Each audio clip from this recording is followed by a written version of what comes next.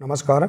आइए आज हम इस वीडियो के माध्यम से मॉडल प्रश्न पत्र विषय विज्ञान कक्षा 8 वार्षिक परीक्षा के लिए हम देखेंगे, इसका अभ्यास करेंगे। इसके माध्यम से हम जानेंगे कि किस प्रकार से प्रश्न वार्षिक परीक्षा में पूछे जा सकते हैं। तो आइए देखते हैं मॉडल प्रश्न पत्र कक्षा 8 विषय विज्ञान। देखिए, वैकल्पिक प्रश्न क्रमांक 1 से लेकर 10 तक दिए जाएंगे, जिसमें सही विकल्प, देखिए विकल्प वाले प्रश्न दिए जाएंगे। इनमें 4 विकल्प होंगे, जिनमें आपको एक सही विकल्प बताना है। जैसे कि देखिए यहाँ दिया है, उदाहरण स्वरूप हम समझते हैं इन प्रश्नों को और इनका अभ्यास करते हैं।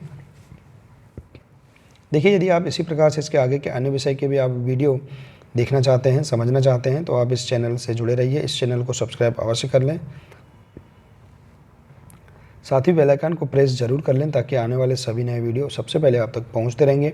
तो आइए देखते हैं, अभ्यास करते हैं इन प्रश्नों का वार्षिक परीक्षा के लिए। ऐसे ही प्रश्न परीक्षा में आ सकते हैं। तो देखिए, इष्ट, पहला प्रश्न है, इष्ट का उपयोग निम्न के उत्पादन में होता है। तो 4 ऑप्शन दिए हैं, इनमें से आपको एक ऑप्शन सही करना है।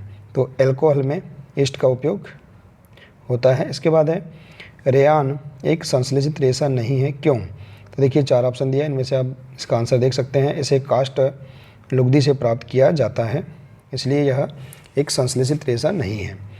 अगला प्रश्न है, निम्नलिखित में से किसको पीटकर पतली चादर में परिवर्तित किया जा सकता है? तो देखिए, जिंक को पीटकर पतली चादर के रूप में परिवर्तित किया जा सकता है। इसके बाद है, फास्फोरस है। देखिए 4 ऑप्शन दिया है, इनमें से फास्फोरस क्या है? एक अधातु है। अगला प्रश्न, मानव की किस अवस्था की अवधि 11 वर्ष से 19 वर्ष होती है? तो मानव की किशोरी अवस्था की अवधि 11 से 19 वर्ष की होती है। अगला प्रश्न है, खालिस्तान का मात्रक पास्कल होता है। तो देखिए, दाब का मात्रक पास्कल होता है। अगला प्रश्न है, कंपन करने वाली वस्तु द्वारा खालिस्तान सेकेंड में किए गए कंपनों की संख्या को उसकी आवृत्ति कहते हैं। तो एक कंपन पूरा करने में किए गए कंपनों की संख्या को उसकी आवृत्ति कहते हैं। तो इसका आंसर आएगा 1। इसके बाद देखिए, अगला प्रश्न है, ध्वनि संचरित हो सकती है। तो देखिए, इसमें 4 विकल्प दिए हैं। तो ध्वनि संचरित होती है ठोसों, द्रवों तथा गैसों में। इसके बाद देखिए, अगला प्रश्न है, पृथ्वी का अचानक कांपना अथवा थरथराना खालिस्तान कहलाता है। तो भूकंप कहलाता है। इसके बाद देखिए, अगला प्रश्न है, प्रकाश का किसी तरह से टकराकर वापस उसी माध्यम में लौटना क्या कहलाता है? प्रकाश का परावर्तन कहलाता है। तो इस प्रकार से आप प्रश्न क्रमांक 1 से 10 तक ऐसे प्रश्नों का आप अभ्यास कर सकते हैं। आइए अब देखते हैं, प्रश्न क्रमांक 11 से 20 तक लघुत्तरीय प्रश्न दिए जाएंगे, इनका हम अभ्यास करते हैं। पहला प्रश्न है, फसल को कितने वर्गों में बांटा गया है? प्रत्येक वर्ग के 2-2 उदाहरण लिखिए। तो देखिए, हम इसका आंसर देख सकते हैं। मोटे तौर पर फसलों को 2 वर्गों में बांटा जा सकता है। वे इस प्रकार से हैं, खरीफ की फसल, वह फसल जिन्हें वर्षा ऋतु में बोया जाता है, खरीफ फसल कहलाती है। भारत में वर्षा ऋतु सामान्यतः जून से सितंबर तक होती हैं। धान, मक्का, सोयाबीन, मूंगफली, कपास इत्यादि खरीफ फसलें हैं।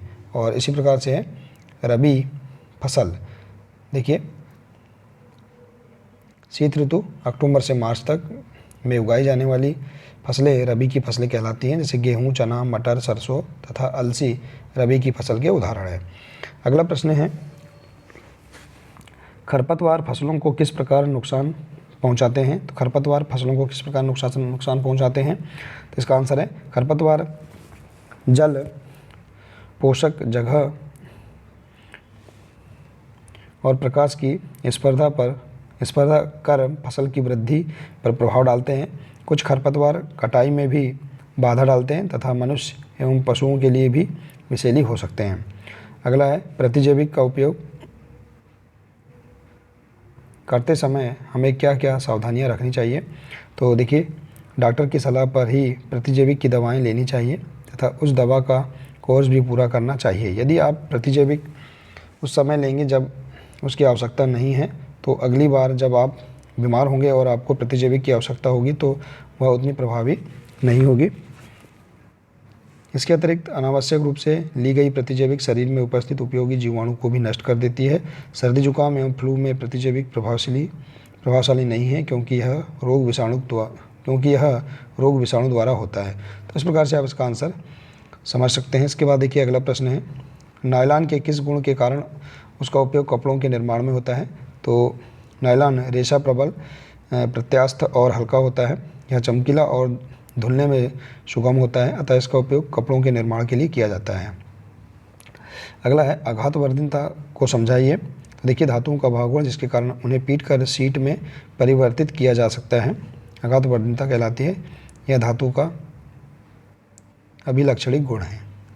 अगला है, भारत में प्राकृतिक गैस कहाँ पाई जाती है? तो हमारे देश में प्राकृतिक गैस त्रिपुरा, राजस्थान, महाराष्ट्र और कृष्णा गोदावरी डेल्टा में पाई जाती है।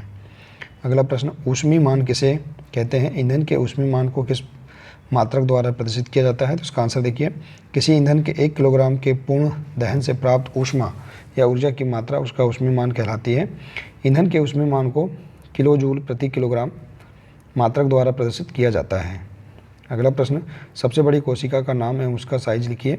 सबसे बड़ी कोशिका शुतुरमुर्ग का अंडा है, जिसका साइज है 170 मिलीमीटर गुणा 130 mm होता है। देखिए, 170 mm गुणा 130 mm। इसके बाद है, किसी पृष्ठ पर लगने वाले दाब को परिभाषित कीजिए तथा सूत्र भी लिखिए।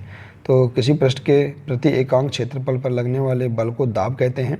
दाब बराबर होता है बल बटे क्षेत्रफल। तो इस प्रकार से आप इसका आंसर समझ सकते हैं। इसके बाद अगला है, कैरम बोर्ड पर महीन पाउडर क्यों छिड़कते हैं? तो देखिए, घर्षण कम करने के लिए कैरम बोर्ड पर महीन पाउडर छिड़का जाता है। तो इस प्रकार से आप प्रश्न क्रमांक 11 से लेकर 20 तक ऐसे प्रश्नों का आप अभ्यास कर सकते हैं। इसके बाद अगला प्रश्न देखिए, दीर्घोत्तरीय प्रश्न होंगे प्रश्न क्रमांक 21 से 24 तक, आप इनका भी अभ्यास कर सकते हैं। जैसे प्रश्न है, देखिए यहाँ 25 तक दिए गए हैं, लेकिन वार्षिक परीक्षा में प्रश्न 21 से 24 तक प्रश्न पूछे जाएंगे, तो आप इनके अभ्यास कर सकते हैं। यहाँ इसने उदाहरण स्वरूप बताया गया है। तो प्रश्न क्रमांक 21 है, उर्वरक और खाद में क्या अंतर है, लिखिए। तो देखिए, आप उर्वरक और खाद में अंतर देख सकते हैं। इस प्रकार से आप इस प्रश्न का आंसर समझ सकते हैं। इसके बाद देखिए अगला प्रश्न है, ध्वनि प्रदूषण क्या है? ध्वनि प्रदूषण के प्रमुख कारणों का उल्लेख कीजिए। तो इस प्रकार से आप ध्वनि प्रदूषण के बारे में लिख सकते हैं। देखिए, अगला प्रश्न है, संश्लेषित रेशों का औद्योगिक निर्माण वास्तव में वनों के संरक्षण में सहायक हो रहा है, टिप्पणी लिखिए। तो इस प्रकार से आप संश्लेषित रेशों का औद्योगिक निर्माण पर आप टिप्पणी लिख सकते हैं। देखिए, इस प्रकार से इस प्रश्न का आंसर आप लिख सकते हैं। इसके बाद देखिए अगला प्रश्न है, पेट्रोलियम निर्माण के प्रक्रम को समझाइए। तो देखिए, पेट्रोलियम निर्माण के प्रक्रम को आप इस प्रकार से बता सकते हैं, इसका आंसर देख सकते हैं। अगला है, सजीवों में कोशिका मूलभूत संरचना इकाई है, समझाइए। तो आप इसका आंसर इस प्रकार से बता सकते हैं। तो देखिए, इस प्रकार से आप यहाँ पर प्रश्न क्रमांक 1 से लेकर 24 तक आप इन प्रश्नों का अभ्यास कर सकते हैं। ये प्रश्न वार्षिक परीक्षा के लिए महत्वपूर्ण हो सकते हैं। ऐसे ही प्रश्न परीक्षा में पूछे जा सकते हैं। तो आशा है कि आपको यह जानकारी बहुत ही अच्छी लगी होगी। आप इसी प्रकार से इसके आगे के अन्य विषय के भी मॉडल प्रश्न पत्र समझ सकते हैं, देख सकते हैं। तो आज के लिए सिर्फ इतना ही है। मिलते हैं इसी प्रकार से अगले नए वीडियो के साथ। नमस्कार।